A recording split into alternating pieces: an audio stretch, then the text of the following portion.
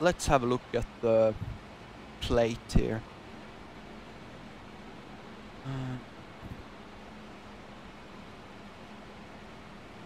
One thing that for sure is that the mist approach will have something to do with Deer Park, so I'll choose that frequency.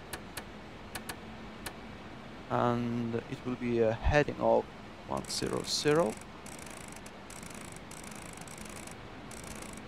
to intercept radial 258 to Deer Park. That's the radio. I need to know the inbound course. So 258 minus 180 is 78. Inbound course 78. Deer Park. That's our missed approach. And once we reach Deer Park, we should hold. But I will never hold at Deer Park. That's idiotic. Altitude alert, 1,000 to go. 1,000 to go. We'll do the fire there. Good. I will stop at 14,000 for a little while.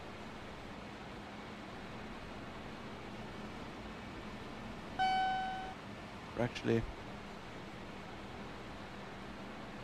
below our flight path, so I'll stop at 1,000 feet for a little.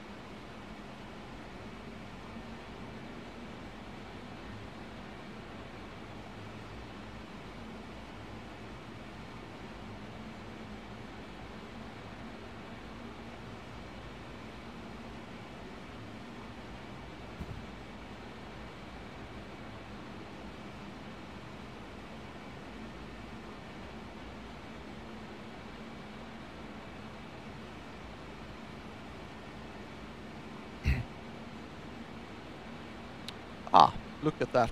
Pretty much spot on the central gravity. Looking good, 53%. Basically every single drop of fuel have been emptied from tank 11. So I'll stop my transfer there. Pump. Off these pumps as well, because we are tank 5 is empty. Just a bit longer here.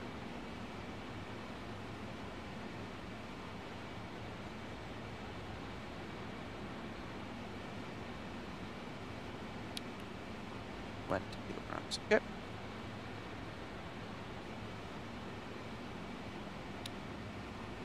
And I think we will stop the DME update.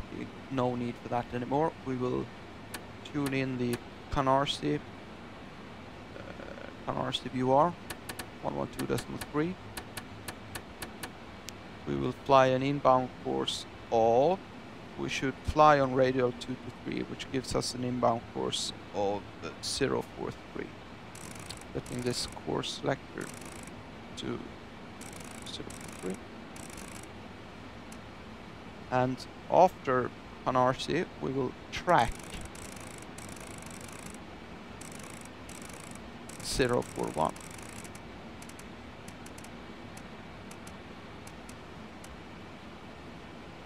And once we get to Kennedy DME 2.6, it's rock and roll. Then we will, if we see the leading lights, we will continue the approach. If we don't see the leading lights, we will go around. But the weather is just fine. We got few at 8,000, broken 25,000. So not a problem at all. The minima today is just theoretically or academic. No need for any minima today, really. The weather is so good. Okay, I will start a descent to 9,000 feet and slow down to 250 knots. Oops, that is 220.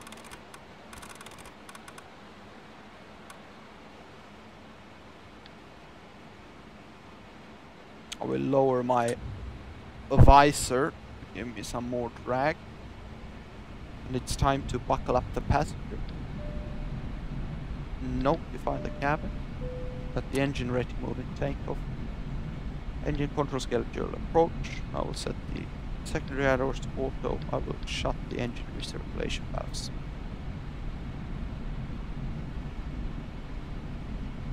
and I will update my debugs. We are currently weighing 105 tons, so I reckon we will be weighing on final approach, maybe 3 tons left, so let's calculate for a 102 tons land.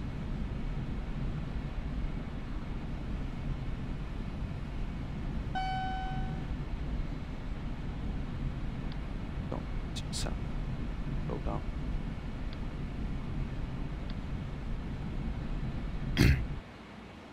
So 102 tons gives us a VREF of 155, a threshold target 162, and VREF plus 30 will be 185.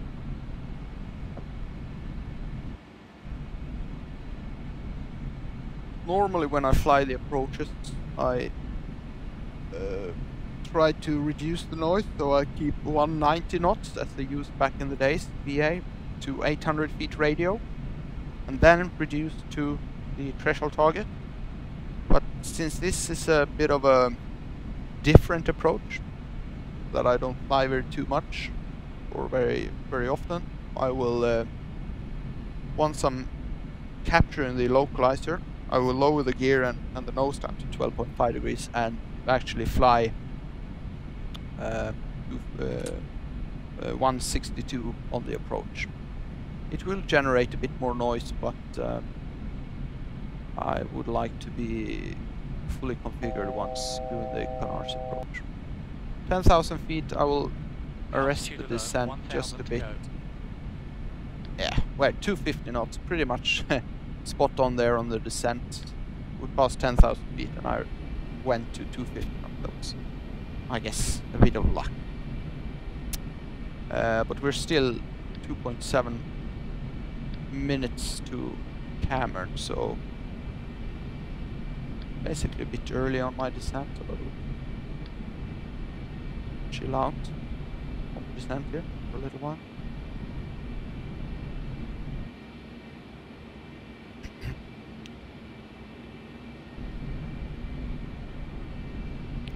Turn on some lights, I guess.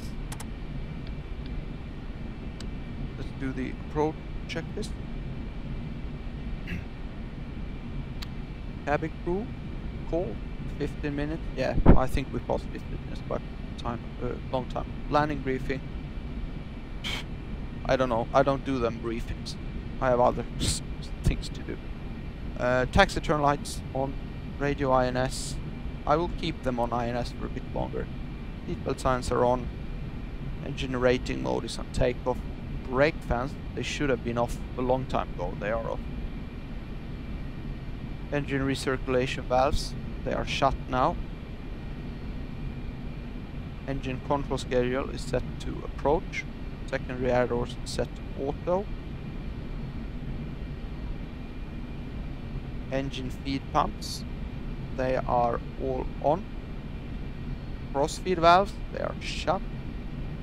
I have never touched them, to be honest. Batteries and DC split switch, that is only applicable if you're doing an autobahn. Then what you want to do is you want to split the DC system, and you left click here and split the system. But since we're doing a normal approach, really, we don't give a shit about that. Fuel weight and center of gravity checked. Well, 52.9, perfectly fine. I will leave it as it is. Weighing 104 tons, almost 105. Probably will be around 102 tons later on.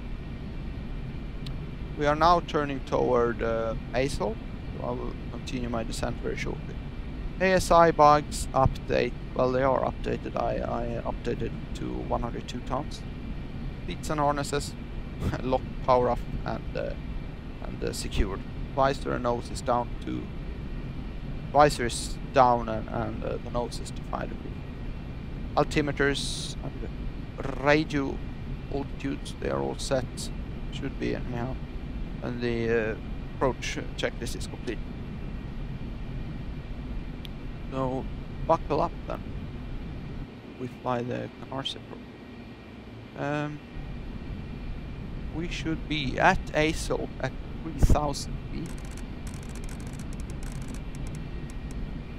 That means we need to lose 4,000 feet. We are 5.9 minutes from there. It means a descent rate of 677 feet per minute, so I will wait a bit longer.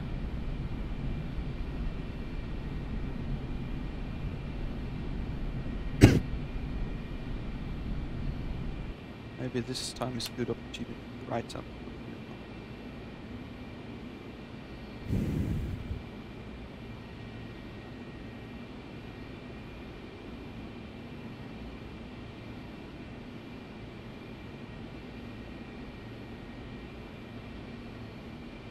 There we go.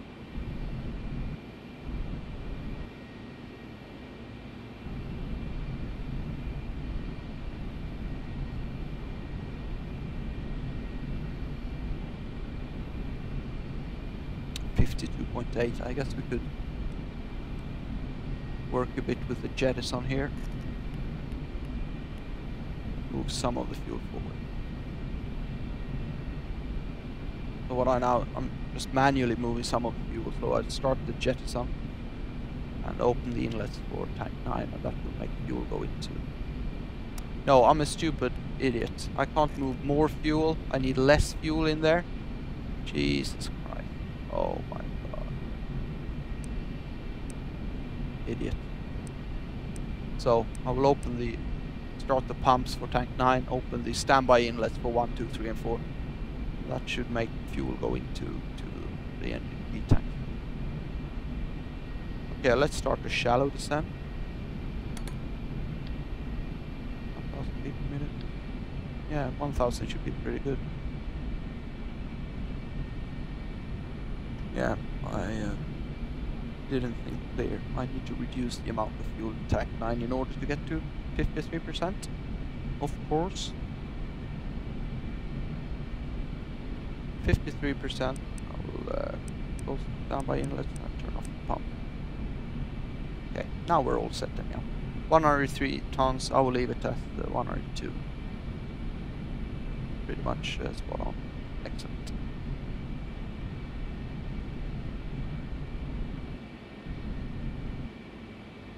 On the meter of the weather again, the winds are 180 degrees 4 knots, so basically no wind to take into account, so I have nothing to blame on if my landing is shit. I'm telling you that now, just so you know. I have nothing to blame.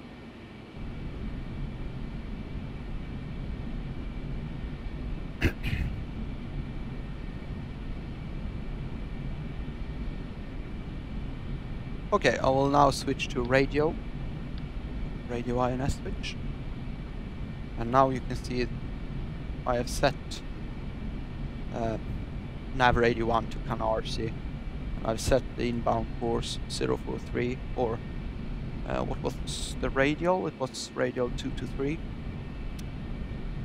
and after Canarsie, or after ASOL rather, we'll start a shallow descent to be at Canarsie 1,500 feet. Once we pass Canarsie, we will track 041 and continue descent to the MDA, which is 800 feet. And after that, it's visual to follow the lead-in lights, like touch the aqueduct racetrack and overpass the hotel, really. A very good spotting place, I believe. The hotel at the once we left the probe.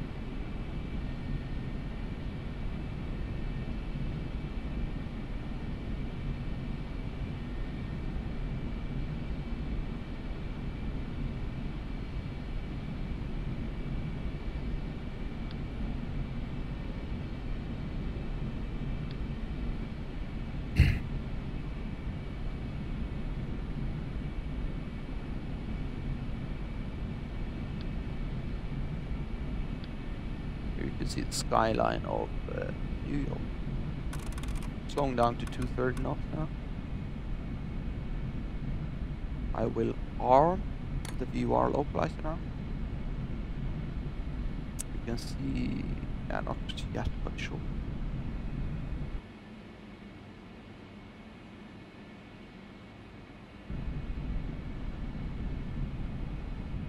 I need to raise my view a bit. Okay, I won't pay too much attention to the chat now. I'll keep an eye on the chart instead.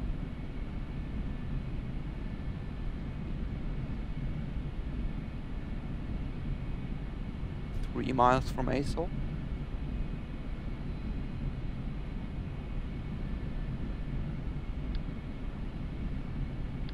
Slowing down to 190 knots now. Altitude alert, 1000 to go.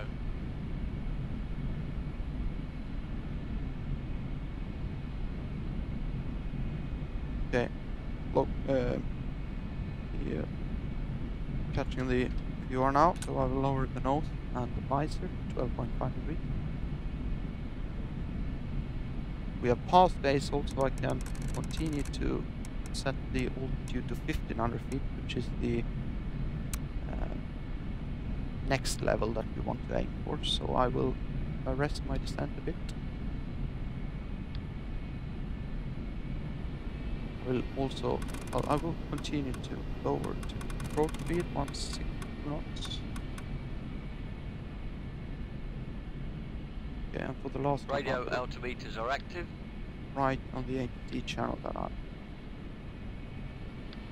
landing on once we're left.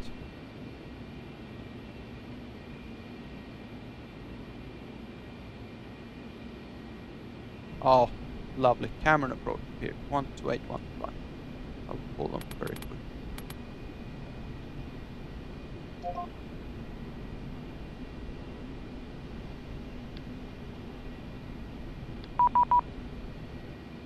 New York approach, hello, speedback Concord 3, establish VOR 13 left approach. Here Concord 3 Heavy, New York approach, period half an insert with 1904, runway 13 left zone. 13 left, clear to land, speedback Concord 3.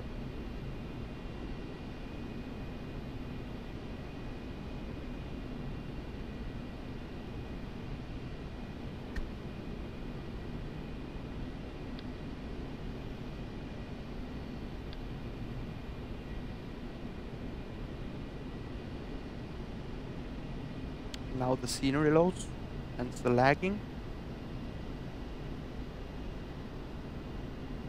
Go into heading hole now.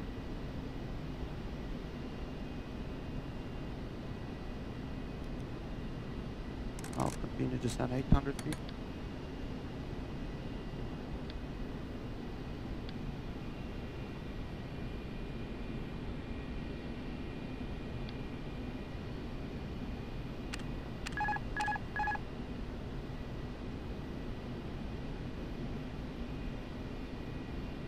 And you can see the lead-in lights now.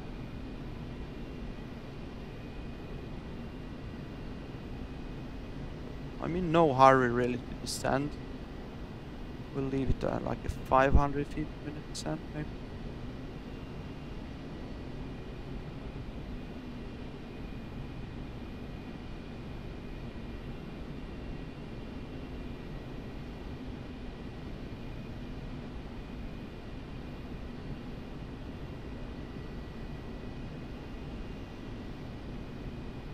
Thousand feet radio.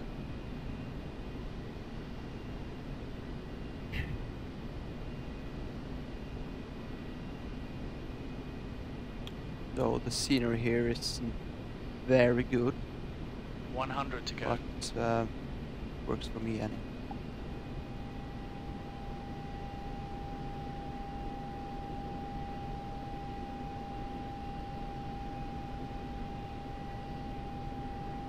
Feet. Decide.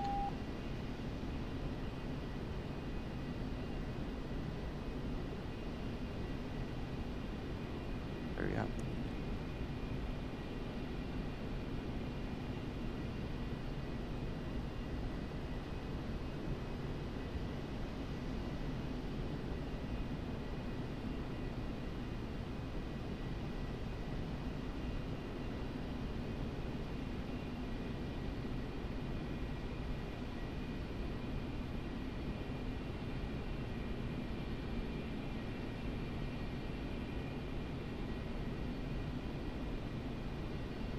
500 feet. Stable. 400 feet.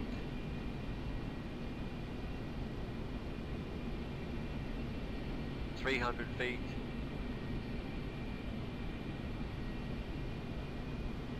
200 feet.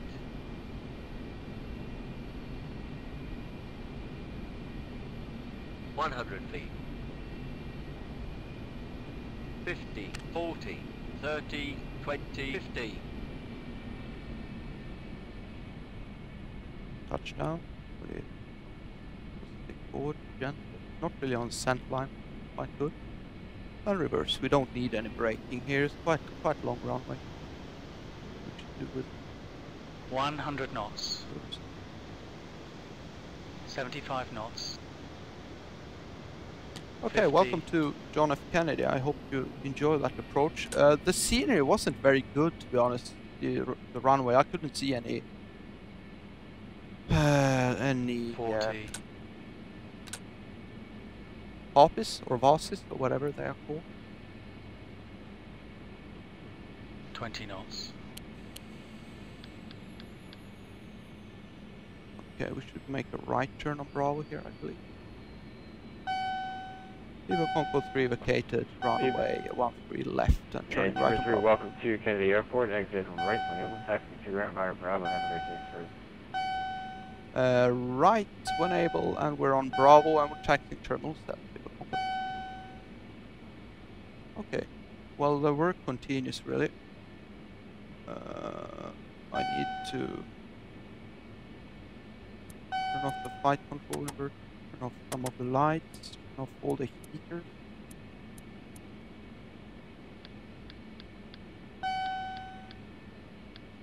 No, not you. And I need to move fuel forward again. I need to to prevent Concorde tipping over while it's boarding or deboarding. I need to move fuel into tank 9, which I'm doing now. So I need to move forward 4 tons of fuel.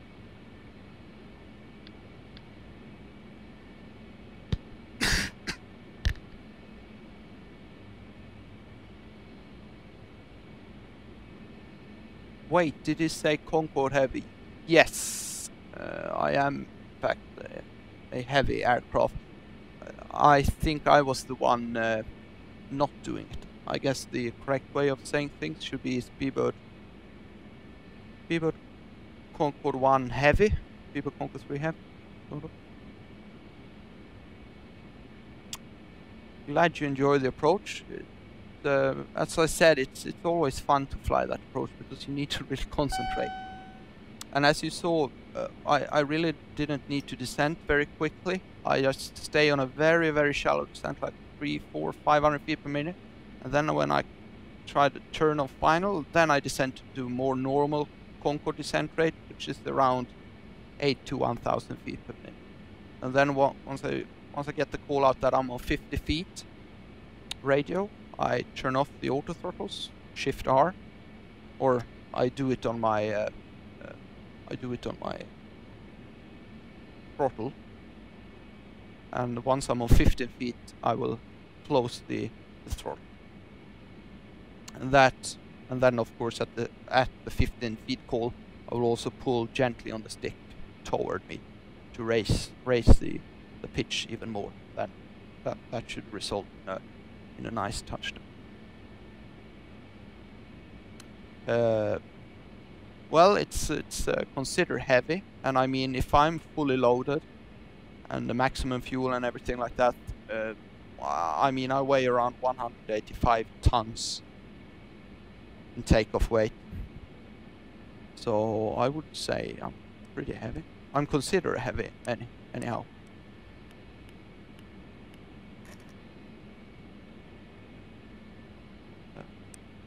Oops. And the elapsed timer is now on 3 hours and 32 minutes. So the PX calculation was quite spot on. It said 3 hours 36 minutes, and I would say that's acceptable. quite acceptable.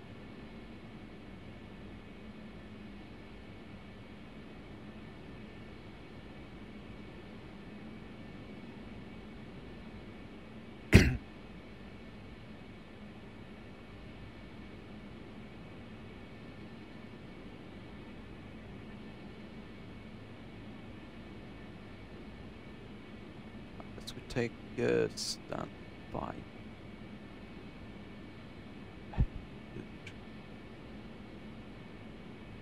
Enough light. Oh, I forgot. Let's do the off the landing check. Tire lights observed. No tire lights showing. Brake fans as required. I don't think I turned them on. No, I didn't. Well, I don't need to do that. I hardly use the brakes. I only use the reverse. Faster warning inhibit. Nose 5 degrees. Flight control reverse. All radar. Inboard engines off. Auto ignition off. Static. Then ADAS and standby heat off. Train master as required. I've turned them off. Wing intake anti-icing. I never turned them on. Transponder. Well, I can turn standby now. Can't I? Pressurization check. We should be on ground. Secondary errors. Outlook. Yep. Battery DC split. Normal. I never touched the DC split. Brake temp lights. No brake temp. Tank 9 shut down fuel 4 tons. And that's the after landing checklist complete. We'll just try to get into the stand here.